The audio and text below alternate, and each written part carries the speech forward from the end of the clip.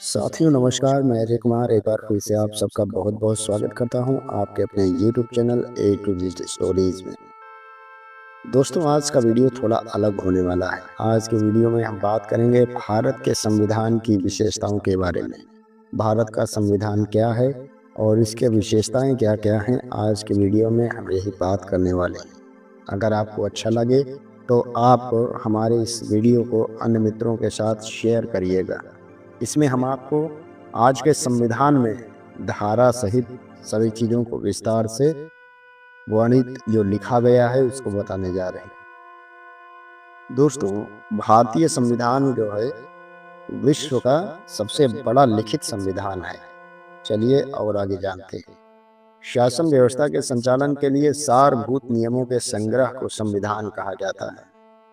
भारतीय संविधान भी देश का अमूल्य कोश एवं ऐसा उत्कृष्टतम दस्तावेज है जो राज्य के तीनों अंगों अर्थात विधायिका, कार्यपालिका एवं न्यायपालिका की स्थिति एवं शक्तियों को स्पष्ट करता है। यहाँ दोस्तों में एक चीज और आपको बता दें, भारतीय संविधान के 3 अंग होते हैं: विधायिका, कार्यपालिका एवं न्यायपालिका। विधायिका जो कि सदन में, पार्लियामेंट में कोई नया नियम कानून लाने के लिए अपना मत सामने रखती है अध्यक्ष महोदय के। कार्यपालिका जो उसको लागू कराती है, उस पे काम करती है कि जो नियम कानून पारित हुआ है उसको सही से लागू कराया जाए हमारे देश में, उसको लागू कराने के बाद उस पे काम करना। एवं न्यायपालिका जो है ये सर्वोपरि है। भारतीय संविधान की सबसे बड़ी विशेषता है कि न्यायपालिका जो है सर्वोपरि है। दोस्तों, यह राज्य के अंगों का सृजन करने के साथ साथ उसके प्राधिकार को परिसीमित करता है और उन्हें निरंकुश तथा तानाशाह होने से रोकता है। कौन? न्यायपालिका।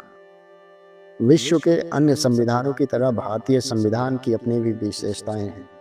आइए जानते हैं कौन कौन सी। पहला है दोस्तों विशालतम संविधान। भारतीय संविधान विश्व के दूसरे संविधानों की तरह संक्षिप्त नहीं है। इसमें हर बात को विस्तार से स्पष्ट करने का प्रयास किया गया है। मूल संविधान 22 भागों में विभाजित है, जिनमें कुल 395 अनुच्छेद हैं और 12 अनुसूचियां हैं। 74वें संविधान संशोधन के बाद 26 भागों में विभाजित हो गया है। भारतीय संविधान की इस विशेषता को देखकर सर आइवर जेनिंग्स, जो एक विधिक विशेषज्ञ हैं, इन्होंने भारत के संविधान को विश्व का सबसे बड़ा और विस्तृत संविधान कहा है। भारतीय संविधान की दूसरी विशेषता यह है कि यह संसदीय शासन प्रणाली है। यानी भारतीय संविधान की एक विशेषता यह है कि यह संसदीय शासन प्रणाली की घोषणा करता है। इस प्रणाली में राष्ट्रपति अध्यक्ष कार्यपालिका का प्रधान होता है, परंतु वास्तविक कार्यपालिका जो है शक्ति जनता के हाथ में निहित होती है। आप कहेंगे ये कैसे? अभी सारा बात करेंगे विस्तार से, आप बने रहिए वीडियो। मंत्रिपरिषद के सदस्य जनता द्वारा निर्वाचित प्रतिनिधि होते हैं और सामूहिक रूप से संसद के प्रति उत्तरदायी होते हैं। भारतीय संविधान की तीसरी विशेषता यह है कि संप्रभुत्व संपन्न लोकतंत्रात्मक धर्मनिरपेक्ष और समाजवादी गणराज्य का संस्थापक है। भारतीय संविधान की प्रस्तावना भारत को संप्रभुत्व संपन्न लोकतंत्रात्मक धर्मनिरपेक्ष और समाजवादी गणराज्य घोषित करती है। भारतीय संविधान की चौथी विशेषता क्या है? भारतीय संविधान की चौथी जो विशेषता है वो ये है कि कठोरता एवं लचीलेपन का अद्भुत संगम है। यानी देश एवं काल की बदलती हुई परिस्थितियों के साथ संविधान में परिवर्तन की आवश्यकता होती है। अनेक देशों के संविधान इस प्रकृति के हैं कि उनमें आवश्यकता पड़ने पर संविधान में संशोधन करना एक दुरूह कार्य है। वहीं दूसरी ओर कुछ देशों के संविधान ऐसे भी हैं उनमें आवश्यकता से अधिक लचीलापन है, अर्थात बहुत ही आसानी से संशोधन किया जा सकता है। लेकिन एक अच्छे संविधान के लिए आवश्यक होता है कि वह संशोधन करने की दृष्टि से न तो बहुत अधिक कठोर हो और न बहुत ही लचीला हो, जैसा कि भारतीय संविधान कठोरता एवं लचीलेपन का एक अद्भुत उदाहरण है।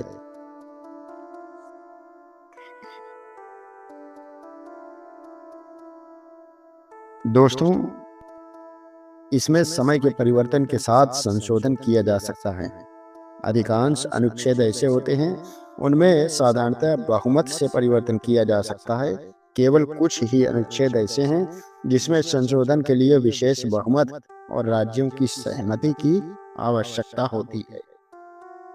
आइए दोस्तों, अब आगे बढ़ते हैं। भारतीय संविधान की 5वीं विशेषता ये है कि मूल अधिकारों का उपबंध, यानी लोकतंत्र का स्तंभ जनता के अधिकारों के संरक्षण से सुरक्षित रखा जाता है। वह न्यूनतम अधिकार जो मानवीय जीवन के लिए अत्यंत आवश्यक हैं, मौलिक अधिकार के रूप में, यानी दोस्तों वह न्यूनतम अधिकार जो मानवीय जीवन के लिए अत्यंत आवश्यक हैं, मौलिक अधिकार के रूप में संविधान में समाविष्ट किया गया है। मूल अधिकार जनता के अधिकारों के सजग प्रहरी होते हैं।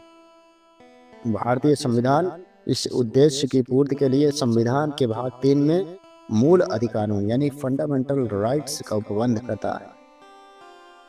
ये मूल अधिकार अमेरिकी संविधान में वर्णित मूल अधिकार की तरह आत्यंतिक नहीं है।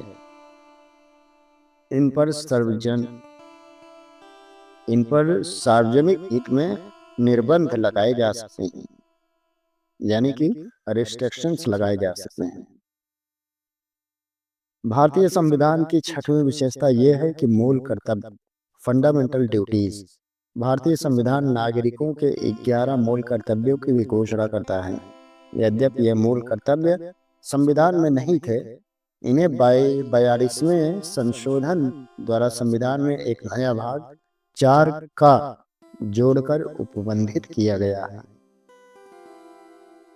7वीं विशेषता है दोस्तों, राज्य के नीति निर्देशक तत्व। भारतीय संविधान लोक कल्याणकारी राज्य की स्थापना की दृष्टि से नीति निर्देशक तत्वों का उपबंध करता है।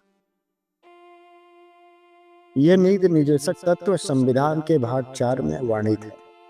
संविधान के 26वें और 42वें संशोधन द्वारा राज्य के नीति निर्देशक तत्वों का महत्व और अधिक बढ़ गया। अब नीति निर्देशक तत्वों को लागू करने वाली विधि को न्यायालय में चुनौती नहीं दी जा सकती है, भले ही ऐसी विधि अनुच्छेद 14 और 19 में वर्णित मूल अधिकारों का अतिक्रमण करती है। 8वीं विशेषता क्या है दोस्तों? आपातकाल में संविधान का एकात्मक रूप। एकात्मक मतलब एक रूप।